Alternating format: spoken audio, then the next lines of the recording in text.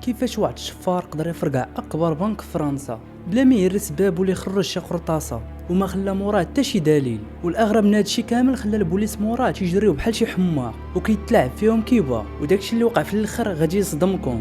البنك المعروف في فرنسا باسم سوسيتي جينيرال، واحد من اكبر البنوك واشهر البنوك في فرنسا، وعندهم الفروع في العالم تقريبا كامل. والبلان اللي غادي نهضروا عليه اليوم وقع بالضبط في فرنسا في مدينه نيس، جات تقريبا في جنوب فرنسا. هذا الفرع ديال البنك كان فيه واحد الكوفر اللي كبير من اقوى واكبر الخزينات اللي كاينين في فرنسا، والناس كانوا تيحطوا فيه رزقهم وفلوسهم والمجوهرات ديالهم. شي واحد تيملك شي حاجه شي وثائق تيمشي تيحطهم فيه. البنك كان تيقبل اي حاجه بغاو يخبيوها الزبناء ديالهم، والناس كانوا ناعسين على جنب الراحه حيت البنك كان محصن باقوى اجهزه الامن اللي صعيب شي واحد يقدر يدخل ليه. ولكن داكشي اللي وقع نهار الاثنين 19 يوليوز 1976 حتى واحد ما كان ضارب ليه الحساب. داك الصباح بدا عادي بحال اي صباح في فرنسا، الناس داخلين البنكه خارجين، والموظفين كل واحد فيهم شد البوست ديالو حيت البنك كان كبير باش يبداو الخدمه، وما كان حتى شي حاجه كتدل بلا داك البنك تشفر كامل. كان كل شيء نورمال، تمشى المدير وشي موظفين للخزينه باش يخرجوا الفلوس ويوزعوهم على الكيشيات اللي في البنك باش يبداو الخدمه، حيت كانوا تقريبا في جوايه ديك 9 ديال الصباح. وفاش يبغيو يحلوا الخزنه كاين واحد الباب اللي هو الاول خص يحلوه، هذاك الباب تحل عادي ما كاين حتى شي مشكل، ووصلوا الباب الكبير ديال الخزنه. ولكن الصدمه الكبيره هي فاش حاولوا يحلوا الباب ديال الخزنه وما باش يتحل معاهم. كانوا تيخشوا فيه السوارت وتيدوروا السوارت، ولكن الباب كان مبلوكي من الداخل، كان شي حاجه حابساه باش يتحل. ولكن في هذه اللحظه ما كانش شي حاجه اللي كتخلع، حيت كانوا مولفين مره كيتبلوك هذاك الباب، حيت كان الباب شارف والعمر ديالو 70 عام، وكان تيوزن تقريبا 20 طن، داكشي علاش صعيب يتحرك. وكانوا تيوقعوا فيه مشاكل مره وتيجيروا ليه الصيانه. ولكن هنا المشكل الكبير هو بداو الكليان كيتجمعوا قدام البنكه، وكانوا تيتسناو غير الموظفين يحلوا البيبان الكبار باش يقضيو الاغراض ديالهم. كاين اللي جايب يحط الفلوس بيه شي حاجه من الصناديق ولا الجاي. وهنايا الموظفين ما قدروش يبداو الخدمه حيت كان الباب ديال الخزينه مبلوكي وما يقدروش يخرجوا الفلوس، وبقاو مضاربين معاه تقريبا شي 2 السوايع وما كاين والو. المدير تما ياك وهز التليفون وهو عيط للشركه اللي صاوبت هذاك الباب باش يجيو يديروا ليه الصيانه يشوفوا معاه يتحل. وتما ياك وصل الخبير وبدا تيقلب في هذاك الباب وتيشوف مناش المشكل علاش مبلوكي. والخبير كان تلف بزاف حيت كان تيشوف الساروت كان تيدور ولكن الباب ما باش يتحل مبلوكي. تما ياك الخبير جبد الدوزان ديالو وبقى مضارب مع داك الباب يشوف لو بيتحل. هو يدور لشي وحدين تما في الشركه وجاو تيعاونوا ولكن الباب ما باش يتحل. هو يعرف بلا المشكل ماشي في القفل، شي حاجه حابساه من الداخل. وتما ياك الناس تجمعوا بزاف وما فاهمين والو اش واقع في البنكه لداخل، وما قدروش عرفوا هاد اللغز علاش هاد الباب ما باش يتحل ديال البنكه. تما ياك الخبير تيقول لمدير البنكه راه الباب شي حاجه حابساه من الداخل، والمدير تيقول ليه ما حبسوا والو وما كاينش شي واحد اللي يقدر يدخل لداخل حيت ما كاينش شي باب اخر. ومن بعد تقريبا وصلت 12 النهار وما كاين والو والباب ما تحلش. المدير هو يقول له واحد الاقتراح، قال لي دير واحد الفتحه صغيره من الجناب ديال الحيط ونشوفوا اش واقع لداخل في الخزنه. تماك الخبير حفر واحد الثقبه في هذاك الحيط، وفاش حط عينه بيشوف اش واقع هو يتصدم. هو يقول للمدير بالله الخزنه تسرقات في البلاصه. المدير دفعو وهو بدا تيطل تيشوف اش واقع. تما كتبان ليه الخزنه مرونه كامله والصناديق كاملين تشفروا.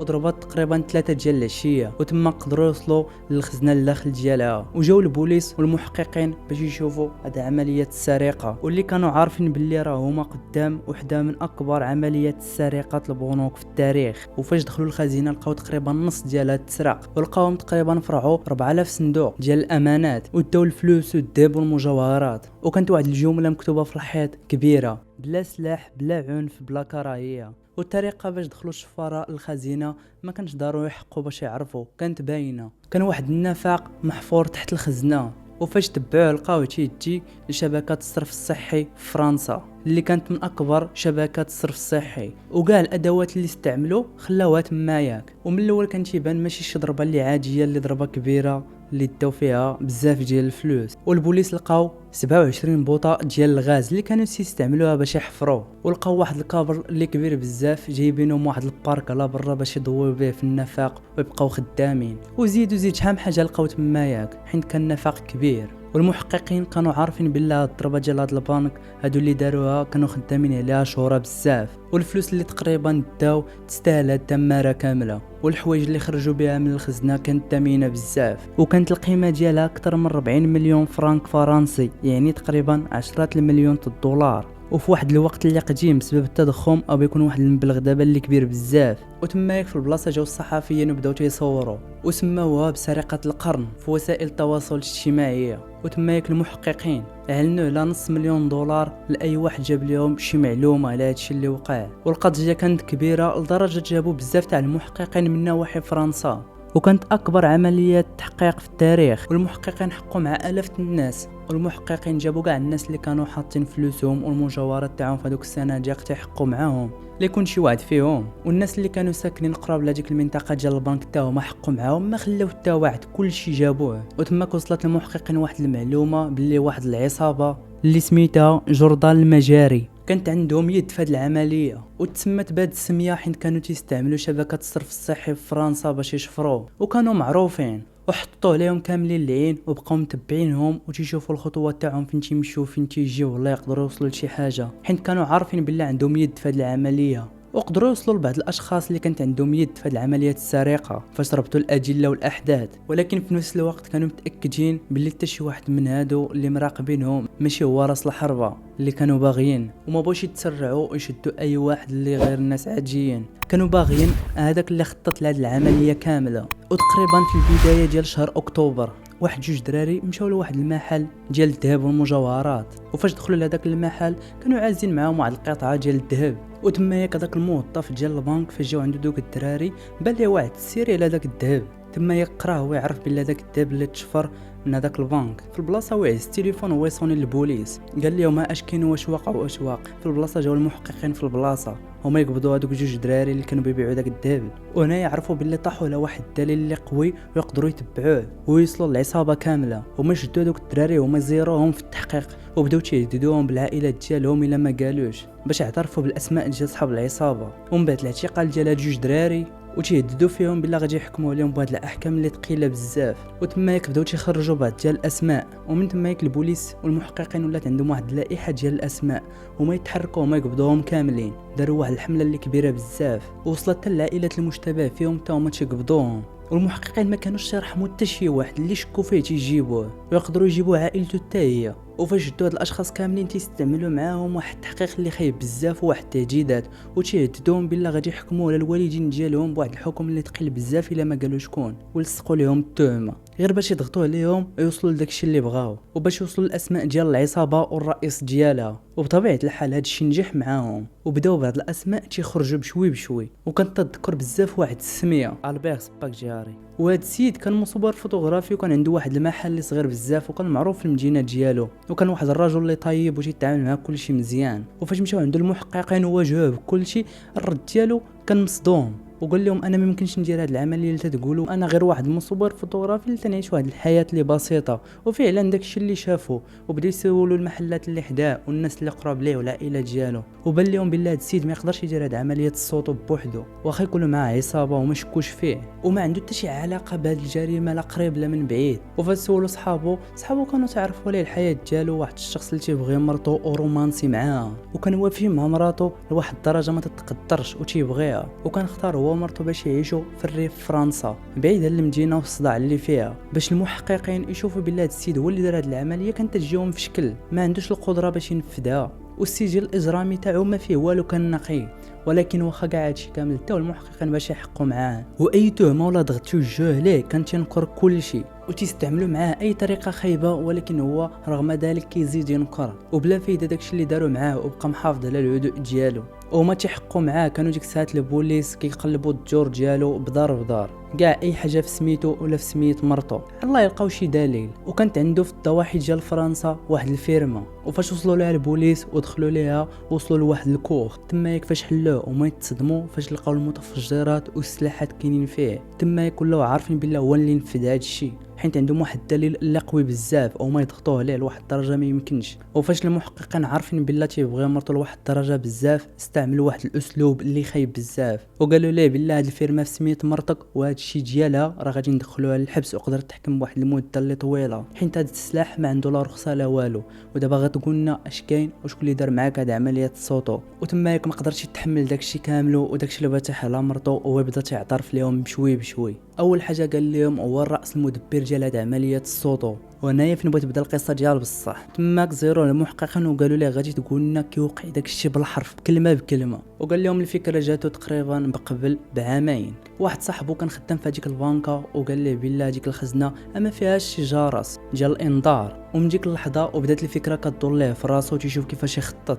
وتمايك في البلاصه مشى في الصباح هو يكري واحد الصندوق من دوك الصناديق ديال الامانات اللي في الخزنه باش يولي يدخل وقت ما هو ويخرج وقت ما هو. وتماك الموظفين كيعطيو الخصوصيات حتى داكشي اللي با بلا ما يبقاو واقفين عليه. وتمايك فاش يمشي لديك الخزنه تيجي معاه واحد الكاميرا ملصقه في حوايجو باش يبدا تيصور ويشوف اي حاجه اللي تقدر تعاونو. وصور كاع التفاصيل اللي كاينين في الخزنه. والكوفر كانوا فيه الالاف ديال صناديق الامانات. وتما كان تيشوف خاصه شي خطه اللي تخليه واحد المده طويله في داخل الخزنه يحاول يفرقع الماكسيموم باش يعز منه. ومن بعد شهور بدا تيخطط ويحلل ويطرح ليه واحد الفكره. احسن فرصه عنده باش يدخل لهاد الخزنه هي من خلال القوادس اللي كاينين تحت في الارض. والمدينه نيس كانت فيها واحد شبكه الصرف الصحي اللي كبيره بزاف.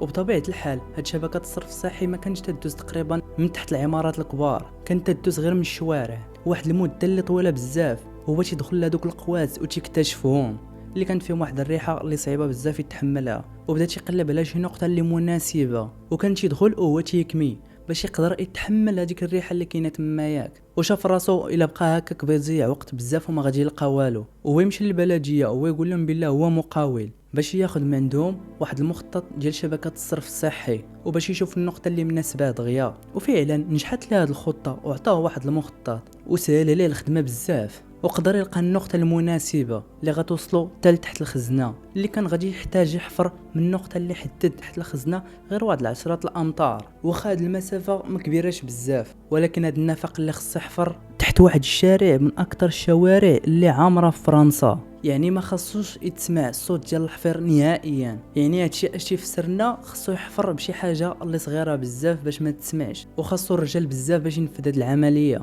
تماك هو يسافر للمدينه ديال مارسيليا اللي كانت قريبه ليه ويتلاقى مع واحد الزعيم ديال واحد العصابه هو يقول ليه الفكره اللي عنده والمخطط كامل باش يعطيه بعض الرجال ديالو ويقسم معاه. وهاد العصابه اللي كانت سميتها جوردان المجاري. وتما كيتعجبهم الخطه مزيان وقرروا باش ينفذوها معاه. وبطبيعه الحال راه غادي يقسموا معاه واحد المبلغ اللي كبير بزاف. وتما ياك لقى المعدات والناس اللي غادي يحتاج. واول حاجه دار هو شد دوك الرجال واحد جزء منهم وصيبتهم فوق الشارع باش يحجزوا ليه البوليس الى قربوا لهاديك النقطه فين بداو الحفير. وعطاهم واحد الاجهزه ديال الراديو وكان واخد جميع الاحتياطات ديالو باش ما تكتشفش هاد العمليه. ولكن هاد العمليه ديال الحفر كانت صعيبه بزاف حيت الادوات اللي كانوا تيستعملوا كانت بدائيه وصغيره باش يحفروا بها نفق. حيت كان خاصهم ضروري واحد الادوات اللي بدائيه باش ما يخرج الصوت على برا ويتفضحوا. دابا يتخيل معايا تحفروا بواحد الادوات اللي بدائيه وتحت الارض راه فعلا كان يستاهلوا داكشي اللي داو حيت ضربوا تما رجال بصح.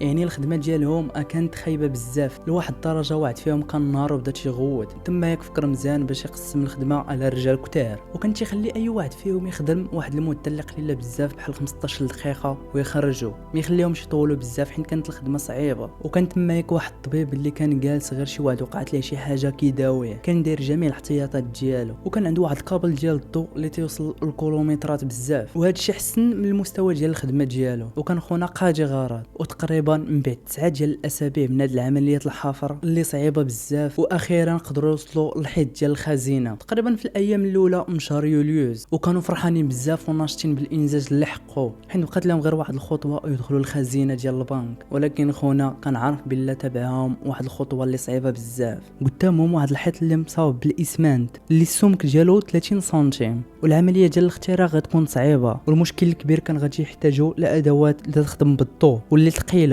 حيت ما يمكنش يحفروا هذا الحيط بالادوات البدائيه اللي كانوا تيحيدوا به التراب. وتما خونا كان خايف الصوت يخرج على برا. وفي هذيك الليله بالضبط هو يطلع للفوق هو يبقى واقف في الشارع هو يطلب منهم باش يبداو الحفير بالادوات الثقيله. تما ياك هو يكتشف واحد الحاجه اللي غتصدموه بلا الصوت ما تيتسمعش نهائيا واخا تحفروا بادوات اللي ثقيله. تما ياك هو بدا تيفكر باش كانوا تحفروا بادوات اللي بدائيه وضربوا تماره كون بداو بادوات ثقيله كون سالاو داكشي دغيا. ولكن دابا فات الفوت. وفي هذيك الليله حفروا واحد المسافه اللي كبيره بزاف اللي بقات لهم غير واحد 15 سنتيم ويدخلوا الخزينه. تما ياك هما يتفقوا بالله غادي يبداو الحفير الغد ليه بالليل باش يلاه يدخلوا الخزينه ويجيبوها مع الويكاند. والعمليه غتبدا في الليله ديال يوم السبت بتاريخ 17 يوليوز، حين بيجيبوها مع الويكاند والغدا ما غتكونش خدامه البنكه، وما يتجمعوا في النفق وما يكملوا الحفير باش يدخلوا للخزينه. على الساعه ديال 2 ديال الصباح دخلوا للبنكه وكانوا تقريبا بالضبط في الخزينه. واول حاجه بالضبط فاش دخلوا للخزينه شدوا الباب وما يلحموه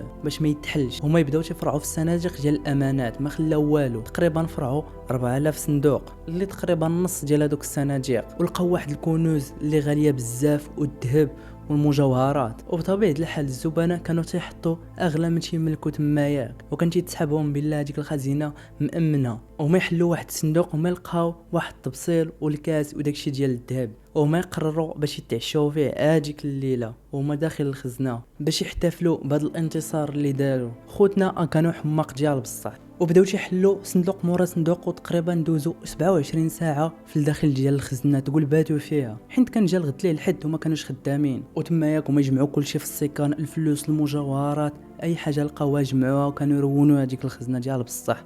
وتما ياك جات الساعه ديال الاثنين مع الخمسة الصباح وهما يقرروا باش يخرجوا من الخزينه. وتما ياك هو شد واحد الرشاشه هو يكتب عليها في الحيط بلا سلاح بلا عنف بلا كراهيه. وهذه الجمله بالمناسبه كانت عند الفرنسيين كل صباح تيتلاقاو وتيقولوها بلا سلاح بلا عنف بلا كراهيه، زعما بحال تيتسالموا. هذه الجمله هي اللي كانت مشهوره بزاف في فرنسا في ذاك الوقت فاش تنفذات هذه العمليه السوطو، لدرجه شي ناس تيستعملوها كل صباح فاش تيفيقوا وتيتلاقاو مع شي واحد تيعرفوا. وهذا الشيء هو اللي كان تيقهر المحققين ديال بصح، وكان مطلع عليهم الدم، وكانوا مستعدين يستعملوا اي طريقه خايبه باش يوصلوا لنفذ هذه العمليه. وفعلا داكشي اللي داروا اصدق ليهم، وطرا داكشي اللي عاودنا وقدروا يوصلوا ليه. وتما ياك عاود كلشي للمحققين، ولكن بشرط قال لهم يخليو مرتو بعيده وما تدخلش للحبس، هو اللي يتحمل المسؤوليه تاع كل شيء، حين السلاح ودوك المتفجرات اللي كانوا في هذيك الفيرما ديالو هو، واخا هي في سميت مرتو. وتما ياك بقى مشدود وتيتسنى في الحكم ديالو. وديك الساعه تيمشيو للبوليس وتيعزوه من الحبس وتيجيبوه للبيرو ديال القاضي وتيعاود ليه كل شيء. كل نهار الخميس بالضبط تيجيبوه عند القاضي. وحين هاد عمليه الصوتو ما كان فيها لا دم لا قرطاس، وكان هو متعاون بزاف وتيتعاون مع القاضي وتيقول ليه كل شيء. والناس كاملين كانوا تيقولوا ابيش شي حكم اللي خفيف، ما غاديش يكون شي حكم اللي ثقيل. ولكن خونا كان راسم واحد البلان في راسو اللي في شكال، وانتم غتعرفوا دابا. واحد الخميس بالضبط كان تيعاود القاضي كيفاش داروا هاد عمليه الصوتو، وجبد ليه 3 الأوراق فيهم الخرائط ديال القوات منين دازوا، وبدا تيشرح ليه منين حفروا ومنين دازوا توصلوا لتحت الخزينه. والقاضي ما فهم والو حين جاب ليه 3 الأوراق وتلفوه، وكان هو مقابل معاه كان تقريبا قدامه. وتما ياك ناض بواحد البروده هو يمشي لمورا القاضي بالضبط، هو بدا تيشرح ليه وتيفهمو، والقاضي كان تالف وما فاهم والو، وبدا تيوريه في الخريطه وتيفهمو كل شيء. تخيلوا معايا هذا المنظر، وهو مورا القاضي والمحامي كان جالس لقدام في الكرسي، وبدا تيقول ليه مشينا لهنا ودزنا من لهنا، وهو واقف مورا الكرسي ديال القاضي. وفي واحد الرمشه عين دار في البلاصه وهو يمشي لواحد الشرجم وهو ينقز، حين كان البيرو ديال القاضي في الطابق الثاني. فاش نقز طاح فوق واحد الطوموبيل ديريكت، وكان واحد الشخص اللي كيتسناه فوق موطور. تما كركب معاه وما يهربوا في البلاصه. القاضي ما فهم والو هو المحامي. تما خرجوا البوليس وتيقلبوا ولكن ما لقاوش، هو يغبر ليه لاطار وكان اخر مره غادي يشوفوه. وهنا البوليس ما قدروش يوصلوا ليه وما قدروش يشدوه. وداز غير واحد الاسبوع هو يصيفط 600 دولار لمول هذيك الطوموبيل اللي نقز فوقها. وحياته كيفاش دازت كامله تصيفط التصاور اللي كانوا لداخل ديال الخزنه فاش كانوا تيفرعوا دوك الصناديق وكانوا تيتعشاو. كانوا ديك الساعه تصوروا بواحد الكاميرا، ودوك التصاور كاملين خرجوهم وتصيفطهم للمحققين وتضحك عليهم، وما قدروش يوصلوا له ولا يعرفوا فين كاين. ولكن واحد المشكل هو خسر مرته اللي كان تيبغيها وما بغاش تبقى هاربه معاه في هاد المشاكل وخلاته. وفعلا كون بقات معاه راه كانوا وصلوا ليه البوليس وشدوه، ولكن ما لقاوش. وقدروا يوصلوا لمراته ولكن هو ما عرفوش فين كاين. وتماك هي سمحت فيه وكملت خدمتها كممرضه. واش هاد عمليه السوطو كانت تستاهل هادشي اللي وقع ليه مع مرته وقدر يخسرها؟ وخليو لنا نجاوب في كومونتير. وتما ياك ما لقاولاش الاثار ديالو، ومات في عام 1989 بالمرض ديال السرطان. مات وهو عاز اكبر سير. فينا هما الفلوس اللي دا عاد باش زيد عليها ما وصلوا ليش وما لقاوش. وهاد عمليه الصوت اللي سموها الصحفيين سرقه القرن فرنسا. وهنا وصلنا للخرج ديال القصه. كنتمنى تكون عجبتكم، وما تنساوش لايك كومونتير وتابعونا وفعلوا الجرس باش يوصلكم ديما الجديد. نشوفكم في الفيديو الجاي.